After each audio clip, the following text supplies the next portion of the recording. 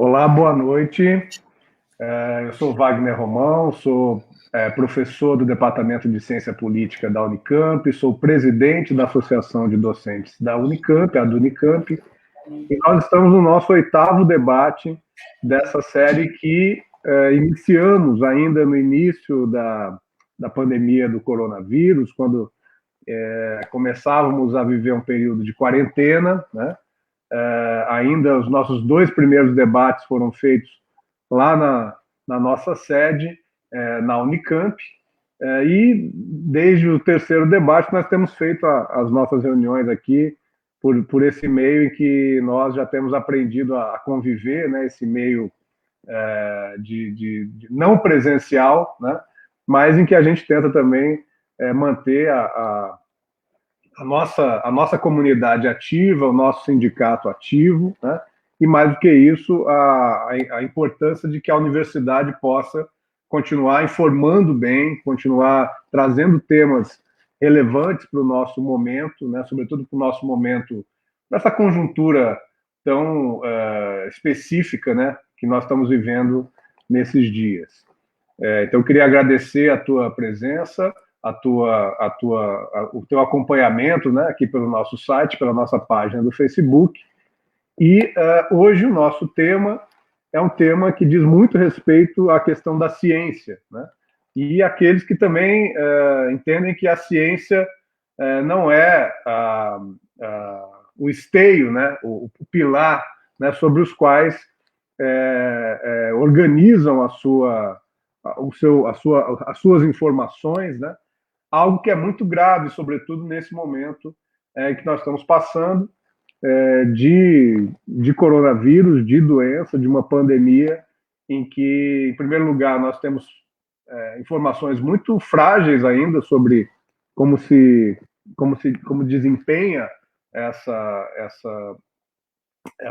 pandemia, essa doença, enfim, comportamento desse vírus, né? Mas, ao mesmo tempo, por outro lado, nós temos apenas a ciência aonde nos agarrarmos, né? Por outro lado, a gente está aqui com o nosso tema, então, obscurantismo e fragilidade da ciência em tempos de pandemia, e nós temos aqui o Álvaro Bianchi, que é meu colega de departamento lá na Ciência Política do IFISH, atualmente diretor também do Instituto de Filosofia e Ciências Humanas. Obrigado, Álvaro, pela tua presença. E temos a Ana Arndt, que é professora do Instituto de Biologia aqui da Unicamp, doutora em Educação. É uma satisfação também, Ana, obrigado pela tua presença, né? Então, hoje nós vamos discutir um pouco essa questão, essa configuração política, social, de muita dúvida sobre a ciência, né? Em que outras formas de conhecimento, de lidar com a realidade, têm se colocado nesse momento, inclusive até para as pessoas lidarem com esse momento de pandemia. Álvaro, podemos começar com você? Nós vamos fazer aqui uma primeira fala do Álvaro, entre 15 e 20 minutos, depois uma fala da Ana, também mais ou menos nesse tempo, e depois a gente abre para questões e comentários também que eu vou captar aí pelo Facebook e repassar aqui aos nossos debatedores de hoje. Então, obrigado, Álvaro, novamente. A palavra é sua. Boa noite a todos e todas, espero que estejam bem. Boa noite, Wagner, Ana, o Fernando, que está aqui nos assessorando tecnicamente nesta discussão. Eu quero começar agradecendo o convite, evidentemente, mas também congratulando a iniciativa do Unicamp de promover estes debates, mantendo a discussão viva no âmbito de nossa comunidade universitária e contribuindo também para a divulgação de ideias importantes, estimulando um debate público em uma situação crítica. Registro que já recebi as máscaras que a do Unicamp enviou, uma iniciativa muito legal, com com os associados, já fiz uso delas, parabenizá-los mais uma vez pelo comportamento e a atitude que a nossa entidade, o nosso sindicato está tendo neste momento crítico. O que eu quero conversar um pouco hoje é sobre as razões que nós poderíamos encontrar, ou seja, como podemos explicar a existência de uma corrente negacionista bastante substantiva, ou seja, bastante visível e presente na sociedade brasileira. Uma corrente que nega evidências científicas fortes a respeito da pandemia em curso, mas também que nega aquelas recomendações básicas que a comunidade científica tem procurado dar a respeito de como enfrentar esta pandemia. Bem, defino então este negacionismo rapidamente desta maneira e passo então a procurar averiguar quais seriam as razões para um tipo de ideologia ou de comportamento político-intelectual orientado desta maneira tem aparecido na nossa sociedade e tem não só aparecido, mas tem se manifestado com força. E eu acho que esta é uma pergunta que as pessoas se fazem, né? Por quê? Por que a gente atacando enfermeiras em frente ao Congresso Nacional? Por que há carreatas em Campinas, né, contra o lockdown, contra a interrupção das atividades, principalmente no comércio? Evidentemente que nós podemos encontrar interesses econômicos imediatos aqui e ali. Mas eu gostaria de colocar a questão de uma outra maneira. Eu acho que o nosso ponto de partida deve ser a constatação de uma forte tendência anti-intelectualista na cultura brasileira. E talvez este seja um dos traços dominantes na cultura brasileira. O anti-intelectualismo, como tendência cultural, não é? Ele abarca, né, todo o espectro político e ideológico em nosso país. Ou seja, nós vamos encontrar um anti-intelectualismo de esquerda que afirma o primado da vontade e da ação sobre a teoria, por exemplo, assim como nós vamos encontrar um anti-intelectualismo de direito. Se nós pegarmos, por exemplo, nos anos 30, né, anos chaves, a conformação de um pensamento político brasileiro, nós vamos encontrar este anti-intelectualismo em Oliveira Viana e vamos encontrar o anti-intelectualismo nos capítulos finais de Raízes do Brasil, do Sérgio Buarque de Holanda. Isto quer dizer, isto nos coloca um aparente paradoxo, não é? De que o anti-intelectualismo seria também uma corrente intelectual presente em nossa vida cultural. Bem, este anti-intelectualismo, eu dizia, é um traço marcante desta vida cultural brasileira e é um traço que tem uma longa duração. Nós já enfrentamos situações como estas em mais de uma oportunidade e mesmo na universidade. Quando eu falo deste tema, eu sempre relembro de um físico que procurei uma vez. Ele trabalhava no IPEM, ou seja, no Instituto de Pesquisas em Energia Nuclear. Era bem posicionado, né, na comunidade científica. Eu procurei para assinar um manifesto de intelectuais, eu não me lembro agora exatamente o motivo. E ele me respondeu que ele até poderia assinar, mas que ele não sabia exatamente se ele era um intelectual. Bom, se um físico nuclear não é um intelectual, sobram muito poucas opções. Mas imaginemos isto como um teste, né? Quantas vezes, se perguntássemos para colegas das áreas das ciências aplicadas ou das engenharias, por exemplo, na nossa própria universidade, se consideram intelectuais, quantas vezes ouviríamos um não como resposta? Né? Bem, isto é apenas ilustrativo, né? Mas é ilustrativo de uma força cultural existente na sociedade que inibe até mesmo que aquelas pessoas que exercem uma função intelectual na sociedade, e quando eu falo de professores universitários, falo de uma função intelectual de destaque, e se imaginamos que os intelectuais organizam-se hierarquicamente a partir das posições que ocupam na sociedade e no sistema brasileiro de ensino superior, né? Se nós imaginamos isto acontecendo, né, com este setor, imaginemos como isto se manifesta, se faz presente no senso comum. Como dizia, isto provoca, inclusive, constrangimentos para aquelas pessoas que vivem, não é, desta função intelectual, se assumirem ou se manifestarem enquanto tal.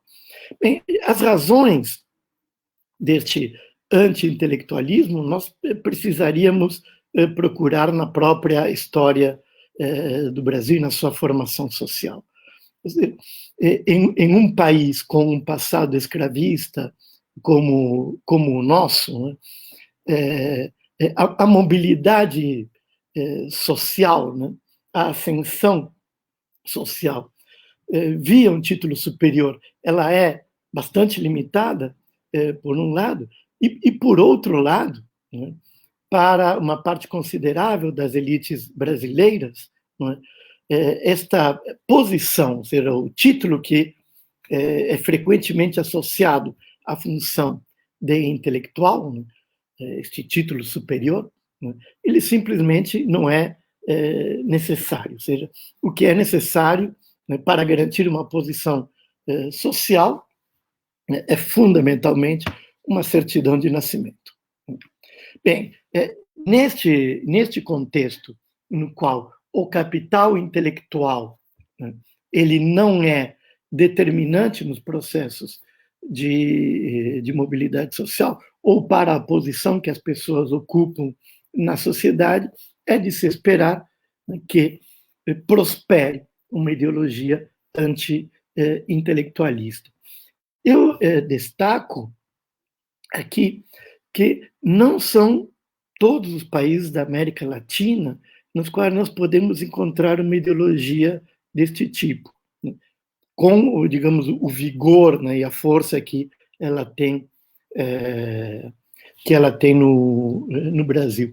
Mas um país no qual nós encontramos uma ideologia deste tipo, e aliás estudada em algumas obras de referência no âmbito da historiografia, penso aqui em Richard Hofstadter, por exemplo, são os Estados Unidos. Justamente um país que tem um passado escravista que frequentemente é comparado com o nosso para estabelecimento de algumas analogias. Bem, este aqui é o fundo comum, né, da cultura, um fundo comum da cultura brasileira que creio que agora se combina nesta conjuntura com outros fenômenos políticos e ideológicos que criam esta situação no qual emerge uma corrente negacionista que simplesmente recusa a palavra da ciência em meio a uma pandemia. O que estes aspectos político-ideológicos sobre os quais eu gostaria de falar agora dizem respeito a uma característica que é própria da extrema-direita. Isto não apenas no Brasil. Isto nós encontramos o anúncio de características deste tipo, por exemplo, nos estudos sobre os fascismos europeus e particularmente sobre o fascismo italiano, que é a existência de daquilo que poderíamos chamar de uma ideologia irracionalista, né, como constitutiva de um pensamento de extrema-direita. Isto, como eu dizia, está presente no fascismo italiano, mas nós encontramos isto nas novas direitas brasileiras. Por que razão? Porque, frequentemente, e talvez isto seja um denominador comum para uma grande parte das novas direitas, né, este discurso político conservador e autoritário, ele se constrói como uma resposta a uma falta de, né, a falta de algo, né? Ou seja, ele responde a um sentimento de perda, né? Este algo que falta é um passado. E, frequentemente, né, um passado mitológico, ou seja, um passado que, a rigor, nunca existiu. Lembremos que, no caso do fascismo italiano, não é? A referência ao passado era a Roma Antiga, né? E os tempos de glória, aliás, o Império Romano, sequer a República, né? E os tempos de glória dos Césares. Né? Mas isto, a rigor, havia deixado traços muito tênues na vida política italiana. Isso não impedia, entretanto, que o fascismo se construísse a partir de um apelo ao passado, que é construído não sobre a forma de argumentos que interpelam a razão, né, mas sim de argumentos que interpelam os afetos, argumentos que interpelam as paixões. Neste sentido, é que quero dizer que nós encontramos, não é, no pensamento político das direitas e, mais fortemente, evidentemente, no pensamento político dos setores extremos da direita, da extrema-direita, um componente ideológico que é o irracionalismo. Né? Agora, nós estamos em uma situação no qual aquele fundo comum da cultura brasileira, aquele traço, não é, duradouro da nossa vida cultural, que é o anti-intelectualismo, se encontrou no vértice da política nacional com um discurso irracionalista, que apela diretamente às paixões e que, ao fazer isto, se contrapõe abertamente aos argumentos que interpelam a razão, argumentos dos quais argumentos do tipo dos quais a ciência costuma recorrer. Então, a contestação, no fundo, não é apenas a ciência, não é? A contestação é a razão em nome daquilo que se sente. Né? E neste contexto, então, que eu creio que quando nós temos estes encontros, não é, de um anti-intelectualismo com um pensamento político que tem um fundo irracional, neste contexto crítico, nós temos o encontro, não é, deste anti-intelectualismo e deste pensamento que interpela os sentimentos, as paixões, enfim, que manifesta o seu caráter irracional, e isto leva a comportamentos do tipo que nós estamos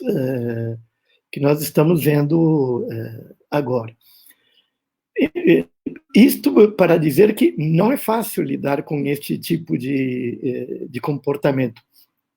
Por um lado, porque ele está profundamente enraizado, né, em uma cultura brasileira que não é exclusiva das direitas, né? E, por outro lado, porque é imune à razão. ele é refratário ao argumento racional, né? Ou seja, ele só admite respostas, né, no âmbito justamente das paixões e dos afetos, não no âmbito, né, da prova e da contraprova. Então, é isto que torna inefetivo no debate atual ficar esgrimindo argumentos baseados nos protocolos próprios da prática científica e acadêmica. Ou seja, a capacidade, a força de convencimento destes argumentos, né, ela a meu ver, no debate político atual, ela é muito pequena. Bem, para começarmos, eu creio que é isso. Falei 17 minutos aqui. Obrigado, Álvaro. Obrigado pela essa primeira fala. Ana, passo a você então agora. Obrigado novamente. Bom, boa noite, Wagner e Álvaro, e boa noite a todo mundo que está aqui com a gente hoje. Queria antes agradecer o convite, né, assim, a indicação do meu nome para esse conjunto de debates, e eu procurei, assim, montar um pouco a fala, acho que não tanto na mesma linha do professor Álvaro, mas dentro de uma perspectiva mais de quem tem trabalhado com a questão das fake news, né, que tem muita relação, claro, com essas questões que o Álvaro levantou, mas a partir de outras perspectivas, né. Então, acho que vão se costurar algumas relações aí. Eu vou falar também muito a partir um pouco de outros debates que eu tenho acompanhado, né. Acho que vou citar principalmente ontem a do biólogo do Átila Yamarino, e muito dos dados que ele trouxe ontem, né, e de uma fala específica dele, e principalmente em relação às questões de subnotificação e como é que a gente tem lidado com isso. E aí eu vou falar um pouco dessa questão da fragilidade da ciência a partir dessas questões que dentro do blogs da Unicamp, dentro da divulgação científica, de uma maneira geral, a gente tem trabalhado, tá?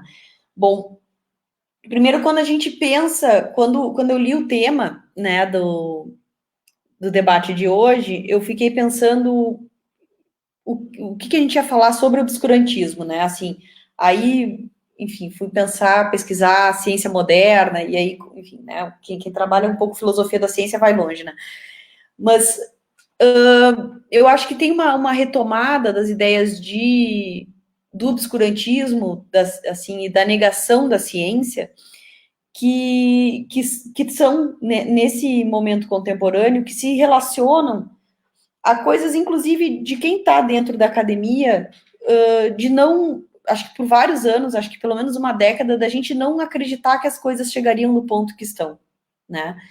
Então, parte de todo esse negacionismo e disso que a gente hoje está chamando de obscurantismo e de fragilidade da ciência, vem se construindo há um certo tempo. Não é algo que, nossa, aconteceu uma pandemia e agora ninguém acredita, né? E também a ideia de que ninguém acredita na ciência, ela não é tão real quanto a gente pondera, assim, né? Mas a gente também ressalta muito, né? E isso, e aí dentro do campo da ciência, a gente vem questionando isso muito dentro, também no aspecto no aspecto de deboche, né? As coisas da Terra plana, quer dizer, em algum momento a gente cai na Terra plana, sai rindo, depois a gente pensa no antivacina, fica mais preocupado, mas a gente sempre tem um ar um pouco de superioridade, que aí junto com isso que o professor trouxe, que eu anotei aqui, dessa tendência anti-intelectualista, eu acho que do outro lado, do nosso lado, assim, acadêmico e cientificista, existe também um olhar de soberba muito para isso, que é um movimento crescente, né, de negação dos aspectos científicos. E aí, por que eu trago, assim, isso dentro desse contexto e falando de, sei lá, de terra plana e antivacina, para falar dessa fragilidade desse momento, né? grande parte tudo que a gente vem debatendo na ciência há um certo tempo, e eu trabalho com educação em ciências, né, na formação docente há um bom tempo também, a gente sempre tenta trabalhar a partir da concepção do que é ciência, né, de como é que a ciência ela é construída, enfim, como é que, né, a gente tem as premissas, as hipóteses, enfim, a gente tem toda essa linha linear do que é uma ciência, né, dentro também das ciências que a gente costuma chamar de ciências duras. E quando a gente vai ensinar a ciência, ou quando a gente vai fazer divulgação científica, a gente também trabalha muito com uma concepção muito fechada de ciência, a gente acaba apresentando a ciência como um pacote de dados fechados, né? E aí, um dia desses, em alguma rede social, não sei se Facebook, Twitter, enfim, ou todas elas juntas, eu me deparei com uma postagem em relação à pandemia que tinha muito a ver com isso, que era assim, quando a ciência diz para tu ficar em casa, tu fica em casa e não questiona, né? E isso me pareceu tão absurdo quanto a gente pensar nesse obscurantismo da ciência, nessa negação da ciência, é dizer que se a ciência disse, a gente tem que cumprir. E acho que isso entra também dentro de uma lógica anti-intelectual, né, e de uma lógica de que, na verdade, isso não é ciência, né? De maneira alguma, isso é conhecimento científico. Né? Então, e a partir um pouco dessa ideia que eu venho trabalhando dentro dessa ideia da soberba da ciência. Né? A ciência ela vem se construindo para se contrapor a tudo isso que a gente vê, como a questão da terra plana, como antivacina, e agora a negação da Covid-19, a partir de uma ideia de que se a gente tem os dados científicos robustos, as pessoas têm que perceber que o que a gente está falando é verdade. Né? E não é, enfim, ao mesmo tempo, por outro lado, a gente tem um discurso recorrente de que a gente está diante de uma doença nova e que a gente não tem dados suficientes para falar muita coisa sobre essa doença nova, porque a gente está falando enquanto está descobrindo. E aí, o questionamento, ele faz parte desse processo. Então, coisas que a gente falou no início de março ou no início de fevereiro não valem para esse momento, porque a gente descobriu novas questões, né? Então, como é que a gente, ao mesmo tempo, como ciência, quer se afirmar como o que a gente está falando é válido, e, por outro lado, como é que a gente se coloca como essa pauta ainda está em construção e o que a gente está falando vale para este momento e não vale para daqui a pouco, né? E, na verdade, este vale para esse momento e não vale para daqui a pouco é exatamente como a gente constrói o conhecimento científico. Né? É no que ele se pauta. É a gente questionar e olhar para isso e fazer novas perguntas e avançar mais um pouco e tudo mais. Então, a gente está vivendo um momento em que o questionamento da ciência, a construção do conhecimento, ela está se dando numa... Não é que está se dando numa velocidade diferente, mas a gente está, enfim, de maneira muito clara, adicionando novas questões de maneira muito rápida e com uma visibilidade muito grande, né? E muitas dessas questões aparecem como fragilidades mesmo, também, né? Que acho que isso foi muito questionado, quer dizer, assim, quando a gente pensa hoje um colega meu falava dos modelos epidemiológicos, né? Então, assim, como é que pode morrer entre 40 mil e 1 milhão? Quer dizer, que certeza científica é essa? É exatamente não compreender os mecanismos de construção desse saber, que não é um saber fácil também, não é simples, ninguém está dizendo que é simples, né? Mas não é que a gente tenha que também compreender o que é um modelo epidemiológico, mas a base de como é que se constrói esse conhecimento não está claro para grande parte da população. E uma das questões que eu tenho pensado e debatido dentro da divulgação científica e da educação em ciências é se a gente está possibilitando que as pessoas compreendam o que é um questionamento científico. Né? E acho que não. Acho que a gente não tem dado essa possibilidade, porque ao mesmo tempo que a gente fala que a base da ciência é o questionamento, a gente coloca a ciência como algo que é muito estabelecido e que é sólido e robusto e, portanto, né, não é qualquer um que pode questionar, né, e não é, penso eu, não é muito desse lugar que a gente também está trabalhando, né, quer dizer assim, sim, qualquer um pode questionar, mas não é de qualquer maneira que se questiona, né, e aí acho que essa é uma das questões que colocam a ideia de fragilidade da ciência, né? E acho que quanto mais a gente tenta se defender como ciência, a gente se coloca como esse muro de verdade estabelecida, e as pessoas ficam mais distantes da possibilidade da compreensão do processo de construção da ciência, né? Então, isso é algo que, dentro de várias condições de possibilidade, enfim, a gente tem tentado trabalhar nesse debate do que é ciência e como se faz ciência e combate do obscurantismo, mais do que só apresentar os dados, embora isso claramente seja fundamental para as pessoas entenderem a gravidade do momento, mas também, a partir desses dados, né, trabalhar essa ideia do obscurantismo a partir da construção de como é que a gente chegou naquele dado, né? Então, essa tem sido uma das empreitadas, vamos dizer assim, né, que como alguém que atua na divulgação científica e dentro da universidade e trabalha com a educação em ciências, né, temos tentado estabelecer. Quer dizer, como é que a gente está construindo esse conhecimento para dizer que este modelo, neste momento, é funcional, né, que neste momento ficar em casa é o mais seguro, né, então, o que está acontecendo a partir, né, da relação nossa com o vírus, como se contagia, como se, né, quanto tempo tem que ficar em casa, e como é que a gente chega nesses números, porque nenhum deles é preciso, né, mas em relação não é só a Covid, é qualquer doença, né, assim, as precisões, elas são estatísticas, né, então, assim, se a gente for olhar, e aí é a própria relação da estatística individualmente, isso vai funcionar de um jeito, mas na população, isso estatisticamente, tem uma média, e como é que a gente lida com isso, e a diferença entre uma experiência individual e uma noção, aí sim, entrando nas questões de saúde pública e políticas públicas, a gente não tem que lidar com questões individuais, mas com como isso se comporta num grande número de pessoas, portanto, né, a partir da estatística e do estabelecimento da compreensão dos funcionamentos de risco, de contágio, etc., dentro de uma população, né? Então, a gente estabelece uma política pública, não é a partir de uma experiência individual e pessoal de como é que eu me curei, ou porque eu peguei e mas não fiquei gravemente doente, e tá tudo bem, portanto, não. Né, dentro de um panorama maior, como é que a gente estabelece isso? E as pessoas não têm essa dimensão, né, dentro do que temos estudado do campo da educação em ciências. Realmente as pessoas têm parte da incompreensão, ela vem do questionamento de comigo aconteceu de um jeito diferente, então por que a ciência está dizendo uma coisa, né, que não é a minha experiência?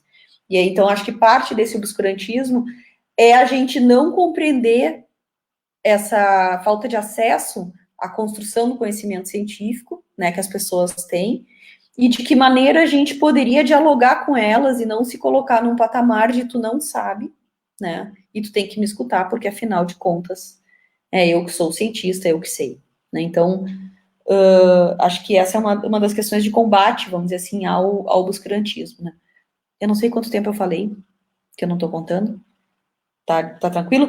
Tá tranquilo, Ana, pode seguir em frente. Tá, porque eu sou tagarela, se tu me corta. Pode deixar. E aí, entrando especificamente neste momento da Covid, né, eu acho que a gente tem uma lógica, que isso sim que eu ia citar, a questão do Átila ontem, essa semana eu estava tentando fazer uma análise muito, assim, claro, né, eu sou bióloga, então trabalho dentro de uma disciplina que trabalha um pouco conceitos de saúde coletiva, então a ideia dos boletins epidemiológicos, por exemplo, é algo que eu venho estudando há um tempo, né, para que os meus alunos, que vão ser professores na área da saúde, também consigam acessar, quer dizer, quais são as doenças que mais atingem a população nesse momento, onde achar esses dados. Então, eu fui atrás desses boletins, porque a gente já tinha uma ideia, né, essa ideia não é recente, embora a mídia tenha alcançado isso nesse momento, alcançado no sentido de começar a divulgar, né, das subnotificações e tudo mais. E eu fui olhar a questão das síndromes respiratórias agudas graves, né, porque, quer dizer, se a gente não está fazendo teste suficiente, a gente não tem números suficientes para falar quantos mortos efetivamente o Brasil tem, essa discussão que não é recente. Bom, Mas esses dados, eles existem, né? Esse dado da subnotificação, ele é relativamente público. E aí eu fui olhar para isso e discutir e mostrar, olha, existem modos da gente olhar e dizer está sendo notificado menos do que pessoas estão morrendo, né? E onde que a gente vai ver isso? E esse dado, ele está sendo dado, inclusive, pelo Ministério da Saúde, né? Então, isso, essa semana, nós trabalhamos, né, no Blogs de Ciência e mostrando que uma parcela muito pequena de mortes está sendo contabilizada, né? E o governo sabe disso, né? Assim, o Ministério da Saúde sabe disso, porque está no site do Ministério da Saúde esse boletim. Bom, e se a gente for olhar os boletins municipais e estaduais, a gente também tem esses dados, né? Porque eles são dados públicos e às vezes difíceis de achar, mas eles são divulgados, tá? Bom, por que eu estou trazendo isso? Porque ontem, na transmissão ao vivo do Átila, ele comentou que esses dados estão ficando desatualizados exatamente pela evolução da doença, pela quantidade de pessoas atingidas e pela quantidade de pessoas que estão morrendo sem uma contabilização precisa, pelo volume de mortes, né, e o volume de internados e etc e tal. Bom, e aí ele falou uma coisa muito interessante, que é a gente não tem mais dados seguros e estatísticos que a gente possa apontar da doença. Não sei se vocês viram a transmissão, né? Por que eu trago isso? Porque tem uma frase que o professor Álvaro e o Wagner provavelmente sabem falar melhor do que eu, que é a ideia, a máxima, né, de conhecer para governar. A partir do momento em que a gente estabelece que a gente não tem uma estatística precisa dessa doença no nosso país, nem só as subnotificações, mas mesmo as subnotificações estão se perdendo, né? A quantificação está se perdendo, mesmo dessas pessoas que estão falecendo, por exemplo, de pneumonia, né? Se a gente está perdendo este número, a gente está perdendo completamente o controle de governança, né? De governabilidade. E isso, dentro da ciência, é algo que aponta uma fragilidade que é muito maior. Porque a ciência é não só a partir de premissas e montar hipóteses e metodologias para provar ou falsear essas hipóteses e discutir e analisar isso, mas a gente estabeleceu como parte disso, né, uma das grandes ferramentas, né, de estabelecimento de todas essa linearidade científica, que ela nem é tão linear assim, mas desses passos que a gente aprende, para poder, a partir daí, gerir e modificar esses dados, né? E isso se faz muito claro a partir, se a gente for pensar em termos de população, né? A população é um conceito que nasce muito a partir da estatística, né? E a estatística, também acho que vocês dois têm mais condições de falar disso do que eu, ela literalmente é o saber do Estado. Se a gente não está gerando mais dados, a gente não tem mais como montar hipóteses e modelos, e a gente não tem mais como gerir a população a partir, né, da ideia de que a doença está evoluindo ou não. Quer dizer, é claro que a gente sabe que a gente está aumentando a quantidade de casos, mas a gente não tem mais noção de quanto, né, e de como executar ações a partir daí. E, ao mesmo tempo, uma das coisas que está mais consagradas dentro de toda essa lógica da ciência em relação à Covid especificamente, é que o isolamento ou o distanciamento social funciona. E essa faz parte da maior política de negação brasileira, né? Então, a gente tem um paradoxo que é a negação de um pressuposto científico muito simples, né? E que exatamente faz com que esses dados se percam, porque é onde a gente aumenta a quantidade de contágio num patamar que a gente não consegue mais rastrear o que está acontecendo, né? Então, eu acho que, enfim, eu sou meio catastrófica, né? Então, se eu também ficar muito pessimista, vocês me falem, mas, de qualquer maneira, essa fala ontem, eu achei que ela foi bem emblemática, né? A gente não tem mais condições de ter segurança em relação aos dados que a gente tem. E aí, a ideia de fragilidade da ciência não é só em relação ao questionamento que fazem a ciência, mas ao como a gente obtém resultados e possibilidades de debate científicos para ações de governabilidade, né? De governo, de gestão da população, se a gente não tem essa premissa básica do conhecer para governar. E aí, como é que a gente lida com isso? Porque daí a gente não é só uma questão de negação da ciência, a gente está caindo num obscurantismo que é o governar pela crença, definitivamente, que eu acho que é o que a gente está vivendo nesse momento, né? Quer dizer, e aí, se a gente acredita, a gente não precisa de dados, né? Então, as pessoas quando falam que tem fé na ciência, né? E aí, para mim é um paradoxo ter fé na ciência, porque a ciência ela não está pautada no milagre nem na fé, ela está pautada em outros pressupostos, né? E isso não é condenar nem a fé nem a crença, mas não é a partir disso que a gente governa, né? Na crença de que ficar em casa ou na crença que sair para a rua determinadas coisas vão acontecer. Mas no momento em que as estatísticas elas não nos dão segurança mais, né? Essa ideia do conhecer para governar, ela nos coloca dentro de um obscurantismo e fragiliza, né, a ciência por a gente não ter condições e dados e possibilidades de coletar esses dados, que eu acho que essa é uma das questões que a gente está vivendo hoje, para possibilitar a criação de um cenário, de um panorama que seja seguro, né? E aí eu tenho outras coisas para falar, mas acho que por enquanto era isso.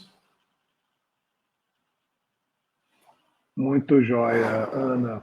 Obrigado, quer dizer, muito duro, né? Mas obrigado pela tua contribuição.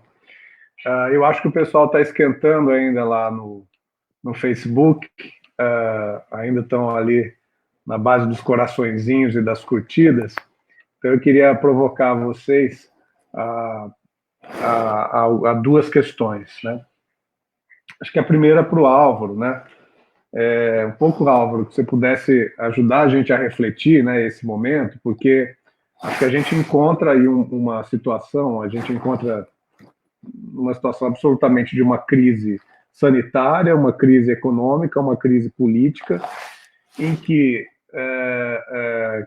se juntam aí, né, você falou de dois campos, né, do irracionalismo e o conservadorismo se encontrando, né, e nada mais, nada menos do que governando, entre aspas, esse país, né, nessa situação de pandemia.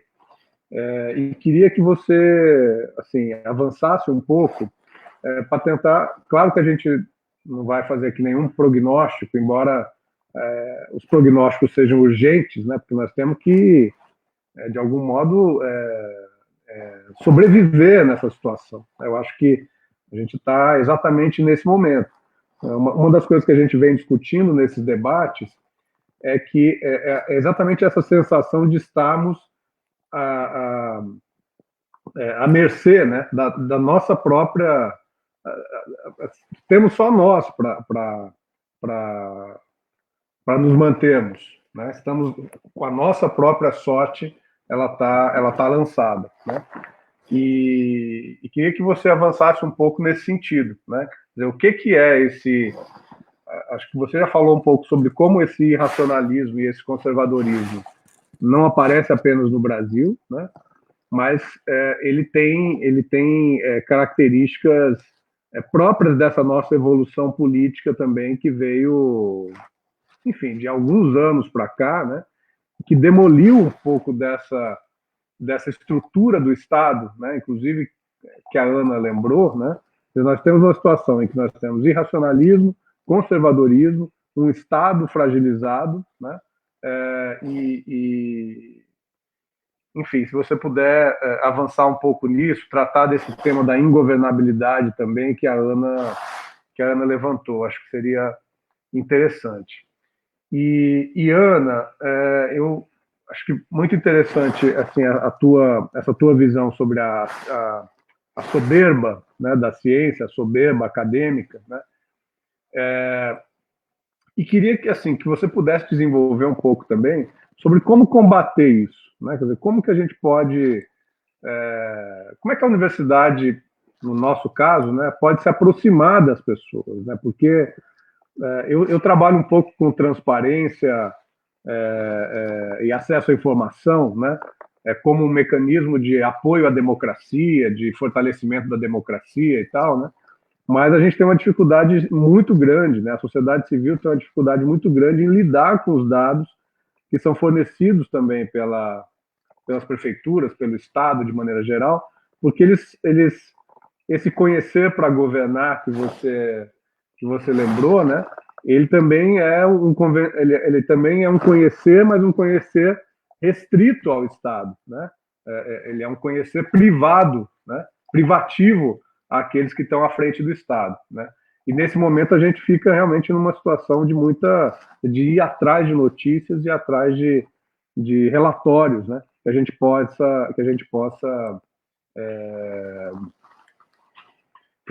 identificar, que a gente possa decifrar, né?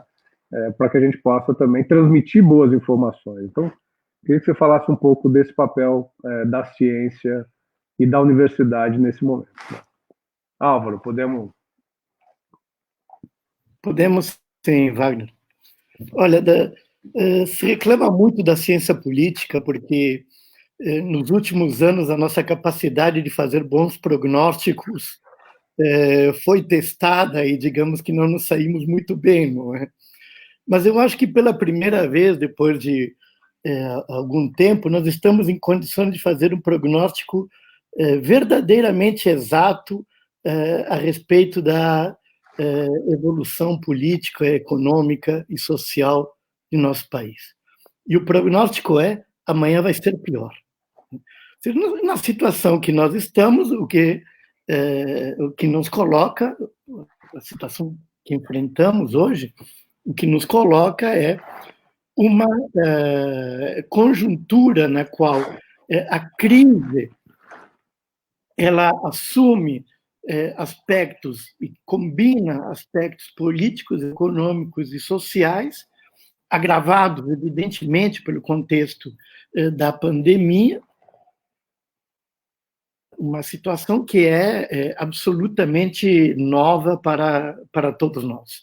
Ou seja, no curto prazo, o agravamento da crise política, econômica e social, ela digamos, incontornável. Ou seja, é muito fácil prever o que vai acontecer amanhã.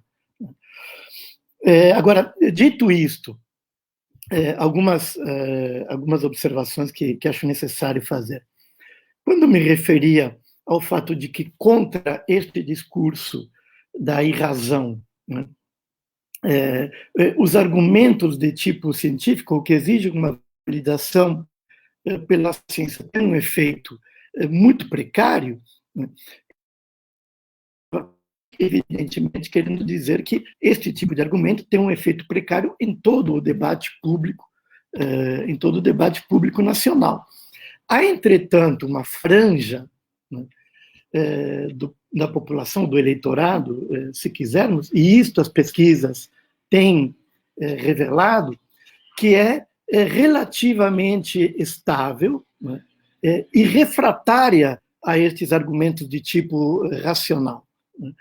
Esta franja, entretanto, ela não é igual aos 30 e poucos % de apoio que Bolsonaro pode vir a ter hoje. Ela é muito menor, provavelmente algo entre 15% e 20% no máximo. Isto coloca, evidentemente, a possibilidade de um debate público que tenha efeitos positivos na vida política nacional. Voltando à questão da crise, o desagravamento da crise política, econômica e social, isto significa também agravamento das condições de sustentação do governo federal, ou seja, a base sobre a qual o governo Bolsonaro se sustentava, ela erodiu muito rapidamente e erodirá ainda mais nas próximas semanas, nos próximos meses. Ou seja, o apoio que o governo tem é um apoio cada vez mais fraco. E isto abre possibilidades várias, né, de superação de uma crise política que tenha como resultado o fim deste governo, ou seja, a antecipação do fim deste governo, seja por meio de impeachment, de renúncia, enfim, as possibilidades ali creio que são várias. E uma das razões, né, para tal está justamente, a meu ver, associada a isto que Ana falava, né, esta associação entre conhecimento e governo. A frase em latim é scientia potentia est, ou seja, o conhecimento é poder, geralmente se traduz assim, mas é também a ciência é poder, né?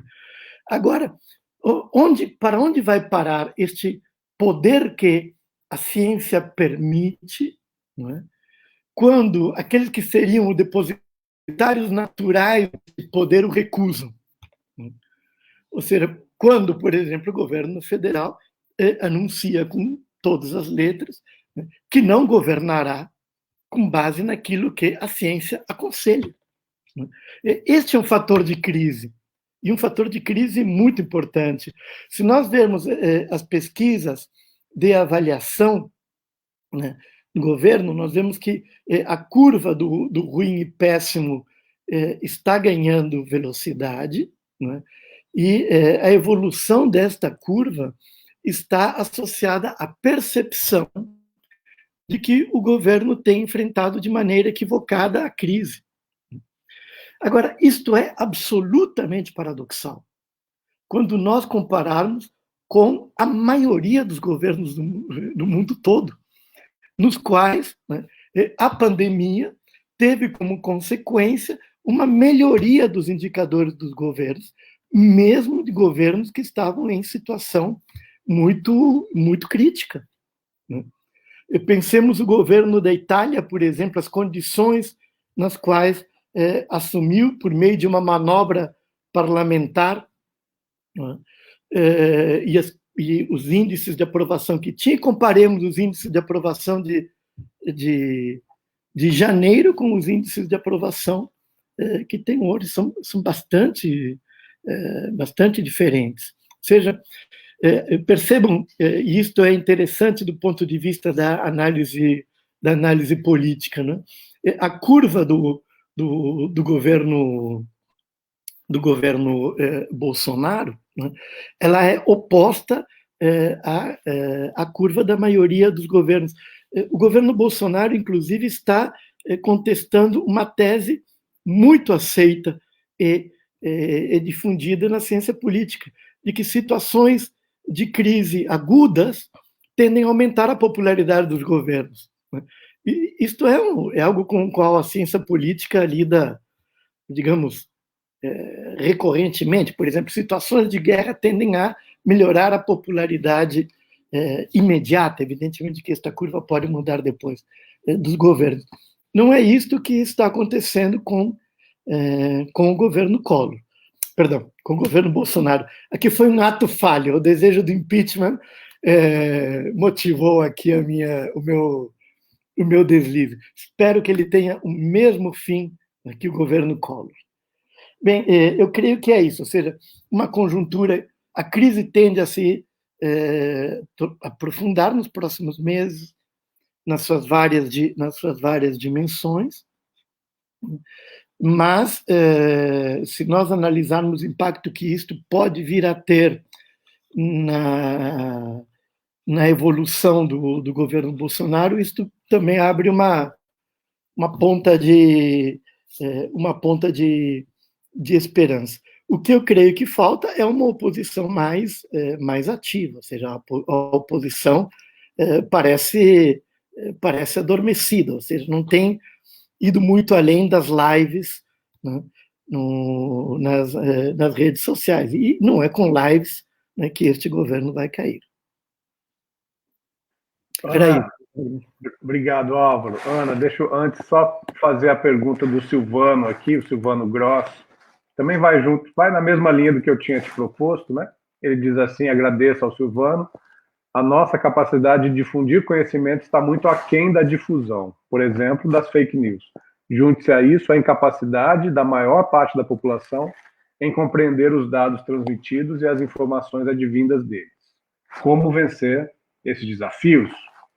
Então, a palavra é sua. Como vencer? Não sei, Silvano se formou comigo, me botou numa enrascada agora.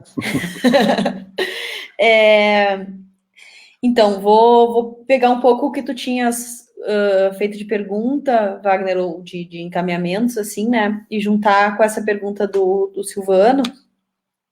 Né, então, tu falaste do como fazer isso, né? Da questão da gente sair desse lugar de soberba, né? Especificamente, tu estavas comentando sobre isso. E aí tu falaste que tu trabalhava com fortalecimento da democracia e como lidar com os dados, né? E como a população tem dificuldade em relação a isso. E desse conhecer privativo do Estado.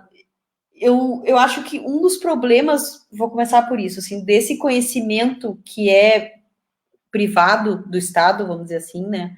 Primeiro, às vezes, pela dificuldade que a gente tem de encontrar os dados, porque os dados até estão lá, mas de uma maneira muito burocratizada, né? Em setores que a gente se perde, e aí às vezes muda de governo, muda de presidente, de governador, né?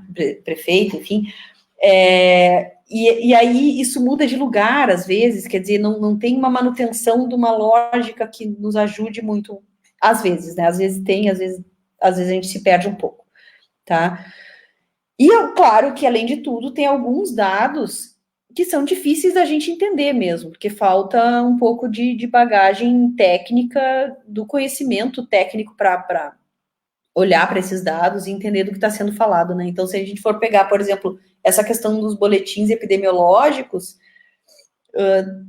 tem muito gráfico, né? Então, a gente precisa de um conhecimento mínimo de matemática, precisa de um conhecimento mínimo de biologia, né? Porque vai aliar esses gráficos a conhecimentos técnicos da biologia, da medicina, enfim, da saúde de uma maneira geral, e isso é uma dificuldade, né? Quer dizer, a população, em geral, não basta ser alfabetizado para a gente conseguir ler talvez, mas não compreender esses dados definitivamente, né? E aí eu acho que entra nessa questão do papel da ciência, né? Então, dentro de uma ideia de educação em ciências, o papel nosso, né, talvez seja trabalhar com essa lógica da incompreensão, quer dizer, o que faz com que, por mais que uma pessoa termine, por exemplo, a educação básica, né, finalize a educação básica, ela não tenha condições mínimas de ler um gráfico e compreender minimamente aquele gráfico, né? E debater e fazer questões, quer dizer, assim, ter dúvidas, né? A ideia de ter dúvidas, para mim, é ótima, porque se tu não tem dúvida de nada, é porque tu não entendeu, né? A dúvida, ela advém de ter alguma compreensão sobre o assunto, mínima que seja, né? Então, e se a gente for, aí vou falar uma coisa bem específica, se a gente for olhar a LDB, né, a Lei de Diretriz e Base da Educação Brasileira, diz que essas pessoas teriam que ter esse conhecimento de leitura de gráficos, por exemplo, no final do ensino fundamental, né? Então, no que hoje a gente conhece como 9º ano, por exemplo. Né? Só para a gente ter uma ideia de como a gente não tem, e aqui eu não estou culpabilizando os professores, mas é todo um sistema que dificulta isso de uma maneira muito grande, né? Não é propriamente uma culpabilização, mas é a gente pensar em qual é a condição que a gente está, né, tendo para trabalhar isso. Como que a gente sai desse lugar de soberba? Eu acho que muito, e aí, talvez trabalhando com educação, a gente volta e meia se depara com isso, quer dizer, a gente vai para uma escola fazer uma pesquisa e a gente vai lá, coleta dados, volta, analisa, e aí, né, enfim, ou não retorna para aquela escola com os dados, ou tem um papel muito de culpabilização docente do que está sendo feito de errado, ou da gestão escolar do que está sendo feito de errado. Então, a universidade, ela tem muito esse papel de resolver problema dos outros, às vezes, sabe? Dentro da educação, dentro do ensino, quando a gente vai para uma escola fazer pesquisa, eventualmente a gente escuta, tá, mas vocês vão vir aqui, coletar dados e vão embora, né? Então, acho que, e a ciência, de uma maneira geral, faz isso, né? Eu estou falando do meu campo, que é educação em ciências, mas em outras áreas isso acontece também desse modo, né? Então, como a gente sai desse lugar de soberba, eu acho que é estabelecendo o diálogo, né? É mantendo contato, é escutando as pessoas, quer dizer, Se a gente não escuta as pessoas e leva um saber pronto, né, como é que a gente quer saber se a gente está sendo compreendido, se esse saber não está vindo também de cima para baixo, e é isso, e pronto, e acabou, né? A gente não está nos dando a possibilidade de perceber o que as pessoas estão entendendo do nosso trabalho também. Então, o lugar de soberba é exatamente esse lugar de que a gente sabe fazer e a gente sabe o que está falando. E isso não é científico em lugar nenhum, né? Assim, a gente dizer que sabe do que está falando é a gente dar por encerrada a questão, né? A possibilidade do crescimento enfim, do pensamento, da construção do pensamento científico é através da dúvida, é através do diálogo, é através da conversa, né? E é isso dentro de um papel mais de divulgação científica, eu acho que se dá da mesma maneira. A gente tem as plataformas digitais hoje, elas são uma das grandes ferramentas que a gente usa, a gente está fazendo uma live aqui através de uma plataforma, mas muitas vezes a gente também deposita lá nosso conteúdo, e a gente fala da produção do conteúdo, e a gente coloca lá, e nunca volta para saber qual é o retorno que aquilo está tendo. Quer dizer, será que teve alguém que comentou, fez perguntas, a gente não responde, né? Então, isso é uma das questões que eu acho que são fundamentais quando a gente trabalha com divulgação científica, né? A gente observar que tipo de resposta a gente está tendo a esse nosso conteúdo,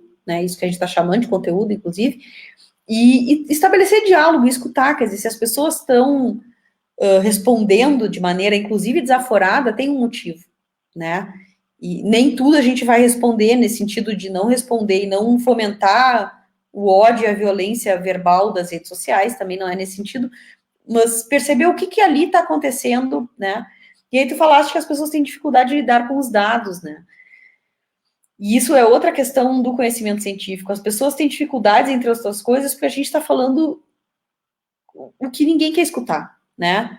Então, assim, e nem eu quero escutar, assim, juro, eu não quero escutar todo dia que não tenho o que fazer ainda com essa doença, né? Me parece muito claro que, assim, qualquer um de nós gostaria de acordar, abrir o jornal, abrir, enfim, qualquer aplicativo e ler assim, olha, agora a gente achou um tratamento, achamos uma vacina e vai dar certo, sim. Foi testada e com segurança e tá.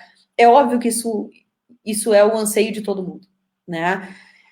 Então, a gente também não está gostando de divulgar esses dados, a gente não está gostando de ler esses dados, mas eles são fundamentais, porque é assim que a gente consegue traçar novos caminhos, né? Então, a gente tem dificuldade de lidar com os dados, porque nesses momentos eles não são bons, né? A gente não tem bons prognósticos mesmo, a gente não tem previsões otimistas, bom, mas fingir que isso não acontece, e isso não é nem relativizar a ciência, a gente nem está falando aqui de teorias ou vertentes teóricas que relativizam a ciência, das quais, entre várias, me colocam seguido. Não, a gente está falando de uma negação da existência desses números, né?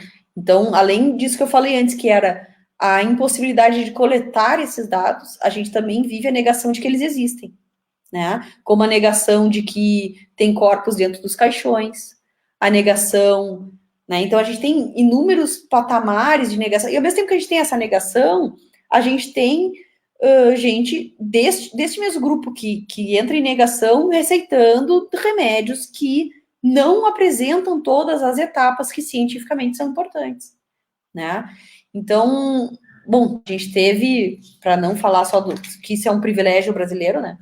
A gente teve o presidente Trump indicando para se injetar MMS e pessoas morrendo com isso, né? Então,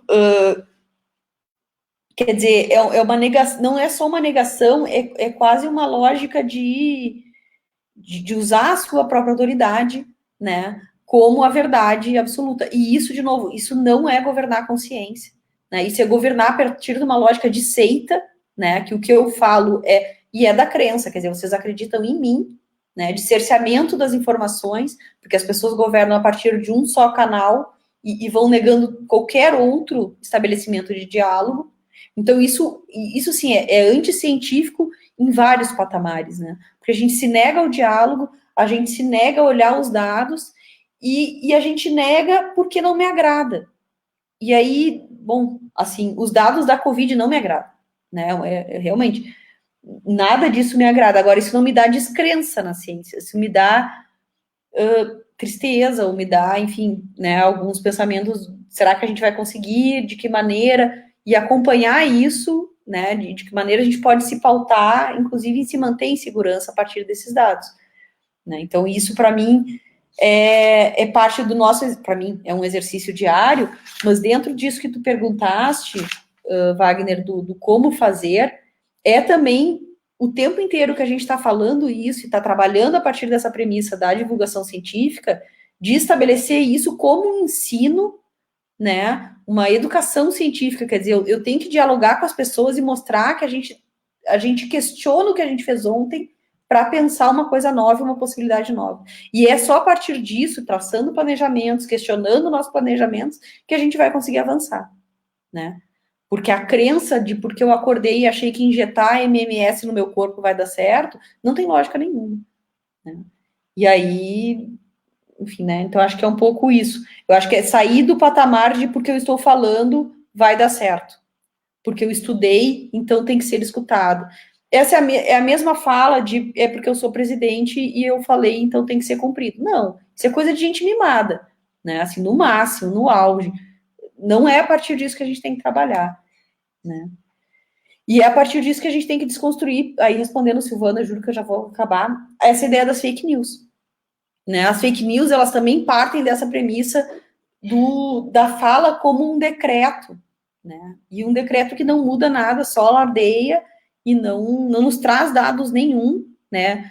Ou dados não verificáveis, e o questionamento do dado é só ele por ele mesmo, quer dizer, não tem nenhuma pauta para a gente conseguir avançar a partir daí, né?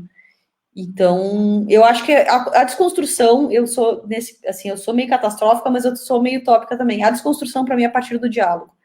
Se a gente debochar e dizer não adianta, a gente perdeu a possibilidade de contato com aquela pessoa que está vindo conversar com a gente, né? Não sei, acho que esse é o único, individualmente, é o único caminho que eu consigo enxergar, assim. Muito bom. A gente tem passado, já faz uns 2 anos, pelo menos, desde que essa situação toda se fortaleceu, né? Essa onda se fortaleceu, não só como uma onda política, mas como uma onda de ver a universidade, ver a ciência, mas sobretudo a universidade como inimigo, né, de um projeto político, porque acho que é isso que o bolsonarismo fez, né? Captou uma certa essa Álvaro usou um termo que agora já não tô achando aqui, mas contestar a razão em nome do que se sente, né? Acho que o bolsonarismo conseguiu captar isso e nós ficamos meio acuados, né? Eu lembro que a gente, nas nossas assembleias, a gente começa a fazer o que nós vamos fazer? Precisamos pagar um horário na rádio, precisamos pagar um horário na televisão, precisamos pagar um horário no jornal, e a gente também acabamos lidando com o enfraquecimento do próprio poder da imprensa, né? Do jornalismo, inclusive, como alguém, uma entidade que poderia portar essas informações, né? E acabamos indo para a rua, né? Teve todas as experiências de ciência na praça, que foi ciência nas ruas, que foi muito interessante. Então, acho que nós estamos realmente numa situação dessa também, em que a própria mídia, né, ela está em disputa também. Eu queria agregar aqui algumas questões, né? O Ivan Silveira pergunta, acho que vale para vocês dois, né, qual seria a melhor forma de lidar com as pseudociências, né? A Marta Rabelo faz uma pergunta interessante, acho que na linha do que você estava quase caminhando para tocar, Ana.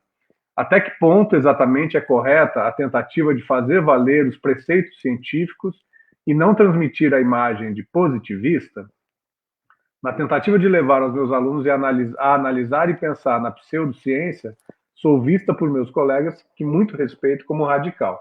Como lidar? Não sei o ponto ideal dessa abordagem, né? Uma pergunta muito difícil mesmo. A Silvia Gatti, minha vice-presidenta, não basta ser alfabetizado, comentando a tua fala, Ana. como atingir essa população? Quanto nós, na internet, efetivamente atingir, ou quando nós, na internet, efetivamente vamos atingir a população menos escolarizada, né? E o Jefferson Picanso, nosso companheiro também do IG, nosso representante do Condema, né? Nosso colega aqui da Unicamp também, faz uma pergunta para o Álvaro diretamente, né? O que acha da tentativa de captura dos vulneráveis à crise econômica por Bolsonaro com seu discurso de defesa do trabalho, né? E anti-isolamento social, né? E também te parabeniza, Ana, o Jefferson, e diz assim: você acha que a divulgação científica vai sair mais fortalecida após esta pandemia? Né? Então, Ana, você pode responder? Depois eu passo para o Álvaro. A pessoa sai falando e esquece de ligar o microfone. Bom, respondendo ao Jefferson, se vai sair mais fortalecida, eu acho... Bom, aí é uma previsão muito baseada enfim, em como a gente está sentindo isso, né?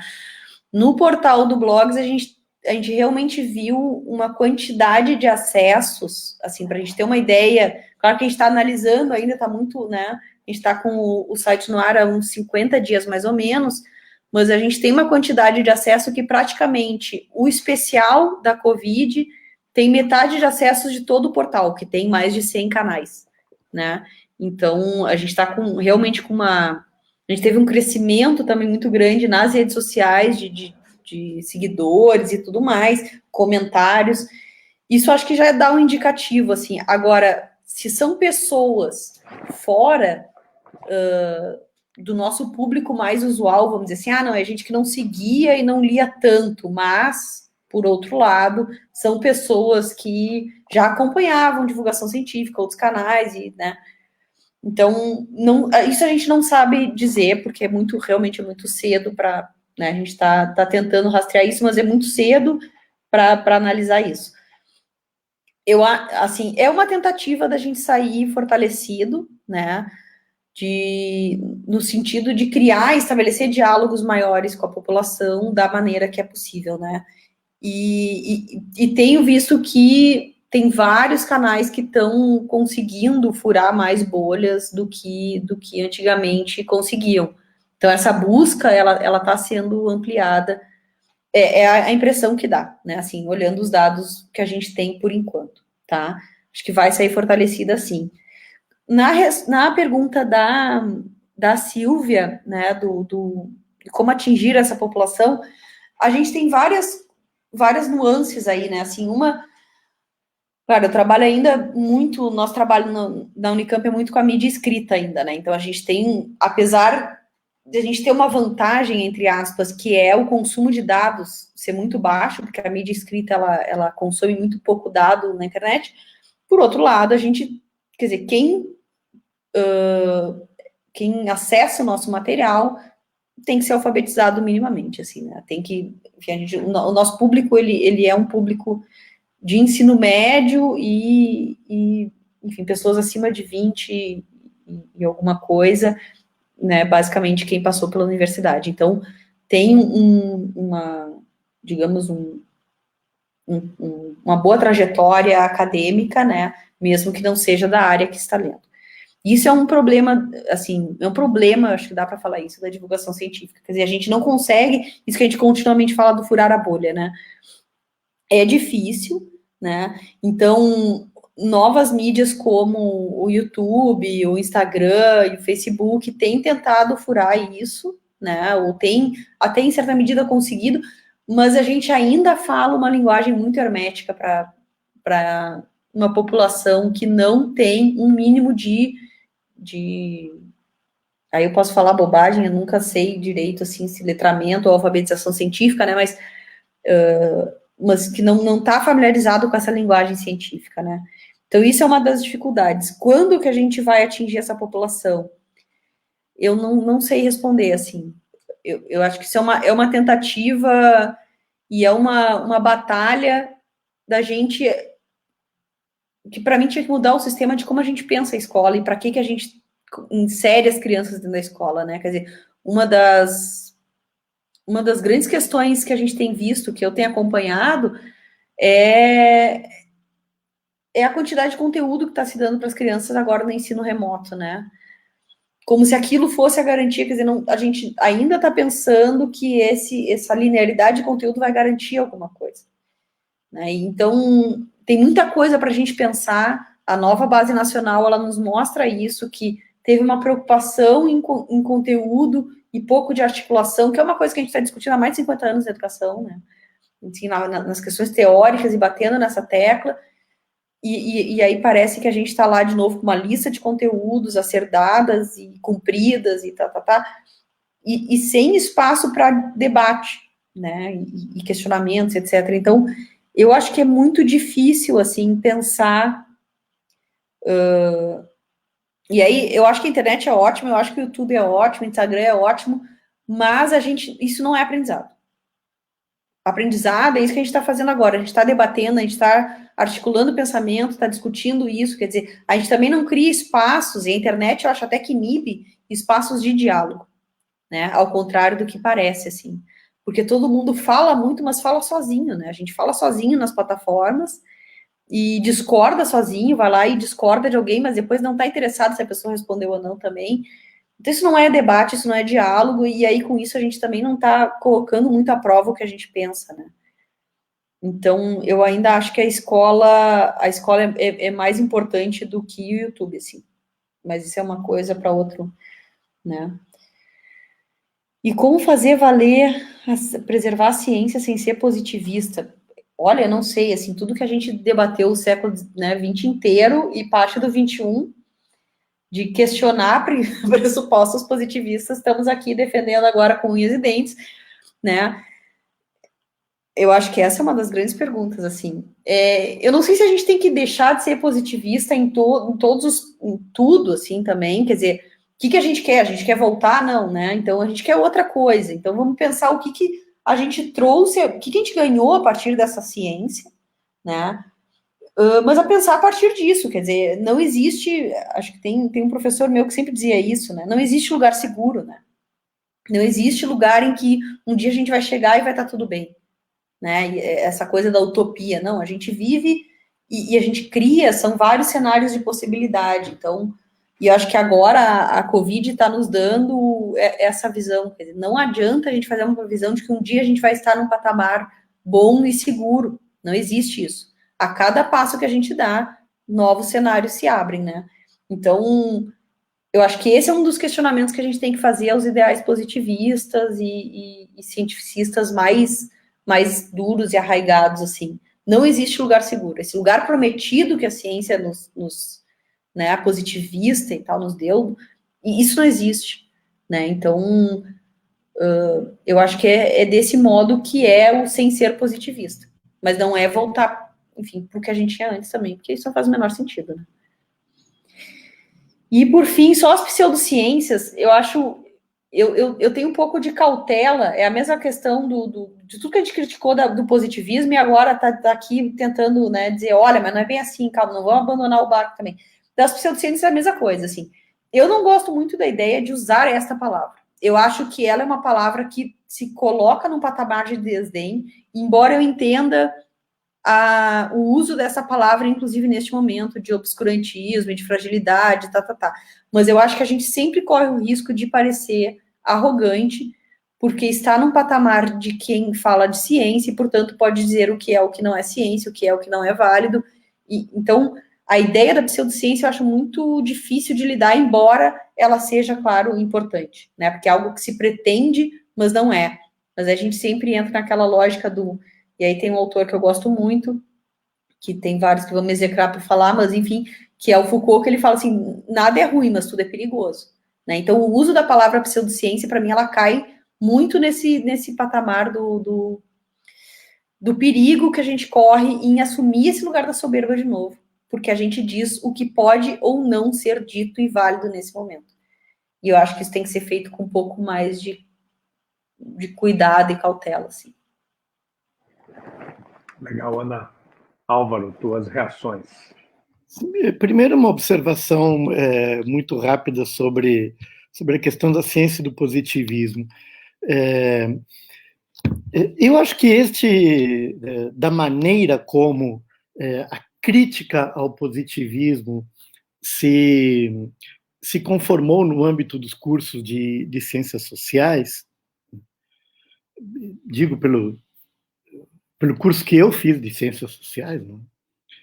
É uma maneira na qual o confronto se deu com um fantoche, que, na verdade, ele expressa muito pouco o que, de fato, a ciência é e como a ciência é feita. Ou seja, na crítica ao positivismo, a ciência social revelou que conhecia muito pouco como, de fato, a ciência era feita. Se engajou em um confronto com uma ciência que, a rigor, não existia mais no século XX, ou pelo menos não existia mais na segunda metade do século XX, e ficou brigando contra um fantoche, e, obviamente, que contra um fantoche a gente sempre ganha a briga, e depois comemorou o fim do positivismo. Bem, agora, se nós formos ver a ciência que de fato é praticada pela comunidade dos cientistas, no século XX, em particular a partir da segunda metade do século XX, podemos ver muito bem que esta caricatura do que é ciência, ela é muito pouco condizente com a verdade, ou com a realidade do que os cientistas praticam. Parto de uma ideia que o senso comum na comunidade dos cientistas: ciência é um empreendimento social, certo? Bem, esta ideia ela é incompatível com uma concepção de ciência positivista. Bem, que a ciência é um empreendimento social, isso é um lugar comum hoje, ou seja, cientistas sociais não estão ensinando nada para ninguém quando falam isso. Todo mundo sabe, nos laboratórios de física, de biologia, que a ciência é um empreendimento social. Então, eu acho que as ciências sociais precisariam repensar a sua crítica ao positivismo a partir das práticas científicas realmente existentes. Isto é uma coisa. A outra, indo para a pergunta que o Jefferson colocou. Jefferson, aqui eu não posso responder com base na ciência, não é? Por quê? Porque eu estou aqui trancado no meu apartamento, ou seja, como é que nós podemos avaliar o impacto destas medidas e se Bolsonaro conseguiu capturar, né, os afetos destes setores precarizados da força de trabalho brasileira? Olha, eu confiaria nesta situação, naquilo que meus antropólogos me diriam, meus amigos antropólogos me diriam. Eu acho que aqui uma boa etnografia poderia captar estas movimentações mais sutis, né, no precariado brasileiro. Não temos como fazer essa etnografia hoje. Eu acho que pesquisas de opinião tendem a captar muito mal este tipo de movimento, né, e nós precisaríamos, para ter uma opinião mais sólida a respeito, de um tipo de pesquisa que não temos condições de fazer hoje. Intuo, mas isto é simplesmente intuição e não podemos ir além disto, que este discurso de Bolsonaro tem sido efetivo para aqueles setores da sociedade que já o apoiavam, ou seja, que ele não está ampliando ou atraindo novos setores da sociedade para a sua base de apoio. O que eles têm até agora, até o momento, é perdido. Mas tem um setor que é mais resiliente, né, e este setor, sim, pode reforçar as suas convicções a partir do discurso do presidente do presidente da República. Mas isto não expande a sua base social. Ou seja, ela, na verdade, eram pessoas que já apoiavam o presidente e, assim, provavelmente permanecerão ainda por um bom tempo, até o momento em que se sintam, por alguma razão, traídos. Era isto. Bom, Álvaro e Ana, queria agradecer novamente a presença de vocês, a presença nas suas casas, né, mas aqui no nosso debate. Queria dizer para você que está nos assistindo que esse debate ele fica na nossa página aqui no Facebook, a página da Unicamp, que também vai lá para o nosso YouTube, para o nosso canal no YouTube. Né? E que se você tem interesse também nos outros debates, a gente já fez 7 debates a respeito desse tema, hoje é o 8º, né? Você tem toda a playlist lá no YouTube e também aqui na nossa plataforma do Facebook. Então, Ana novamente agradecendo, Álvaro novamente agradecendo, e semana que vem a gente deve ter mais um debate dessa série que nós estamos fazendo a respeito do coronavírus, e esperamos que as notícias sejam melhores, né? Acho que a gente está sempre avançando, né? Mesmo no enfrentamento dessas dificuldades, e acho que é papel da ciência sempre buscar um enfrentamento muito destemido dessas dificuldades. Acho que esse é o aspecto fundamental. Um abraço, obrigado também ao Fernando, que está nos assessorando com essa plataforma. Até a próxima semana, então. Obrigado, Wagner. Boa noite a todos e todas. Obrigada também, boa noite. Até Obrigado, a próxima. Ana. Obrigado, Álvaro.